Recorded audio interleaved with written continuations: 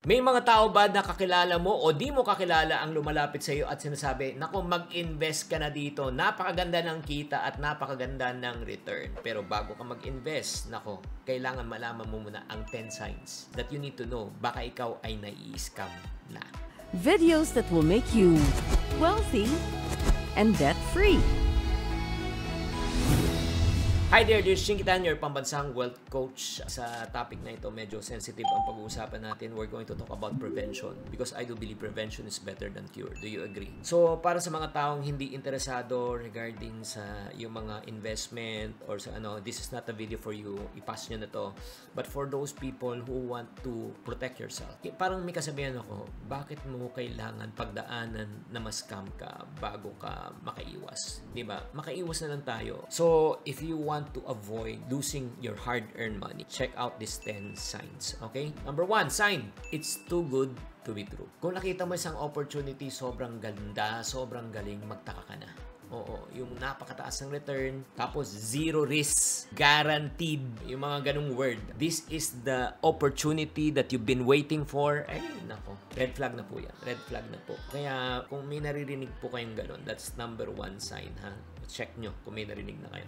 Number 2, may mga hindi nyo kakilala nagre-reach out lang sa inyo. Yung parang hindi nyo kakilala, tapos may reach out, tapos may nag-share, di ba? Unknown numbers, unknown email address, social media messages, or if not naman, nagpapanggap silang mga social media influencers. Katulad ko, na pangalan ko, na hindi naman ako, posters ko po. Nagsasabi, oh, pwede ka mag-invest sa crypto, sa forex, na trade ka, kikita ka. Nako, ingat yan. Number 2 yan. Kaya nga, kung hindi nyo kakilala, or if not kakilala nyo, i-verify nyo. Lalo na pag ako nag-reach out daw. Hindi naman ako nagpapa-invest. Kaya sabihin mo, sige, mag-video call tayo. Kung ayaw mag-video call, ibig sabihin, scammer yan. Number 3, high-pressure tactics. Yung parang, yung minamadali ka. Kailangan mo na mag-decide. Oo, kundi mawawala na to. Ay, grabe mga friendship. Ingat-ingat po talaga kayo dyan. Number 4, nako, eto. Kunyari yung mga nag-i-invite sa inyo, kung sumagot matipid, tapos hindi nyo kilala yung may-ari, hindi nyo alam kung paano yung kanilang operation, vague ang answer nila, evasive ang answer nila, ay, nako, yun na po yan. So, may pangalan ng kumpanya, may brand, pero walang mukha, walang tao. Nako, delikado po yan. And then, another sign na talagang ikaw ay pwedeng ma-scam na. Meron silang hinihingi agad na pera na malaki. Oo, kailangan mo na mag-invest ng malaking amount, di ba? Para ikaw ay makapag-umpisa. May mga iba, ang scam pa nga ganito eh. Nanalo ka sa contest, tapos kailangan mo magbayad lang ng transaction or ng tax para makuha mo yung perang pinanalunan mo. Number 1, wala akong sinalihan. Pangalawa, ba't ako magbabayad? Kung talagang nanalo ko, di bigay nyo na lang sa akin. Tapos next also, ang mode of payment po nila is very unusual.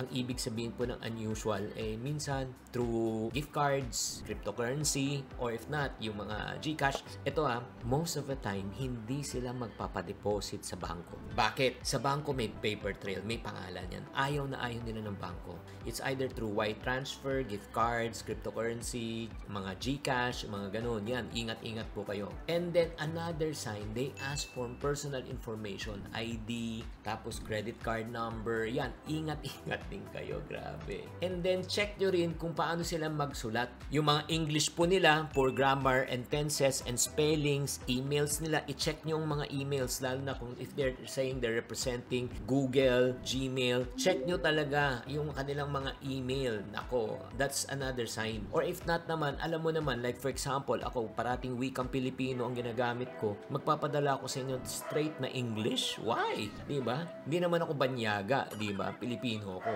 And then, ito pa, pag may natatanggap ka mga messages is, Dear Sir, Dear Madam, instead of calling your name, diba? Yun, mag-ingat-ingat din kayo. And then, last but not the least, another warning po. Never, ever, ever click links. Kung may nagpadala sa inyo ng link o click the link here sa email, hindi mo alam, nag-link ka, ay grabe. Chances are, yan na po yung tinatawag nating phishing. Pag kinilik mo yung link, kahit na wala kang ginagawa, makikita na nila yung password, lahat, pwede nila ma-hack yung information. Again, what are the 10 signs ulit? Number 1, masyadong mataas ang interest, too good to be true. Number 2, hindi mo kilala. Number 3, pinipressure ka na. Number 4, pag tinatanong mo, hindi sila sumagot ng maayos. Number 5, may nire-require na payments. Number 6, pinapadaan sa unusual payment methods. Number 7, kumukuha na maraming information from you. Number 8, poor grammar and spelling. Number 9, generic kung magpadala, Dear Sir, Dear Madam, diba? Dear Customer. And number 10, may mga links na pinapaklik po sa inyo. Guys, pag itong 10 signs na ito ay present po, dapat ikaw nang absent.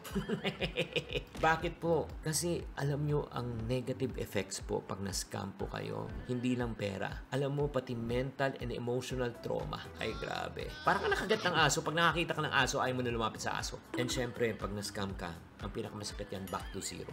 Balik ka sa ulit talaga. Ang hirap makabawi. Kaya nga ito lang po ito yung parang key. Once na may mga ganun na pumasok sa inyo, trust your instinct. Always remember this rule. Natuto na ako sa mga pagkakamali. Nagkamali na ako at ayaw ko na pong ulitin. It's very traumatic. Pag nagduda ka, huwag mong pasukan. Kahit na malaki ang pwedeng kitain, maganda ipapangako. Don't get into it. If something feels off, stop.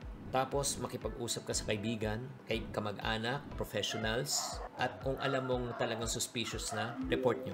Report nyo sa mga authorities. Again, mga friendship, kahit ako, nagkakamali po ako. That's the reason why we have to do due diligence. Let us not allow emotions to get the best of us. Again, my friends, it took you a lifetime to earn the money. It took you a lifetime to save the money. But it only takes you one bad decision to lose everything. I hope that this message will reach more people. Again, bye, because prevention is better than cure. I-share nyo tong video na ito sa mga friends nyo, sa kamag-anak nyo, kababayan nating OFW para maiwasan po nila. At para sa mga tao namang na-scam na po, okay, there's still hope. Huwag kayong mawalan ng pag-asa. You know why? I do believe whatever the enemy has stolen from you, God can return it to you in full. Siksik, liglig, at umaapaw. Maraming salamat po and I hope that you got enlightened with this session of ours. Tatandaan, tamang karunungan, tamang disiplina ang susi sa pagyaman.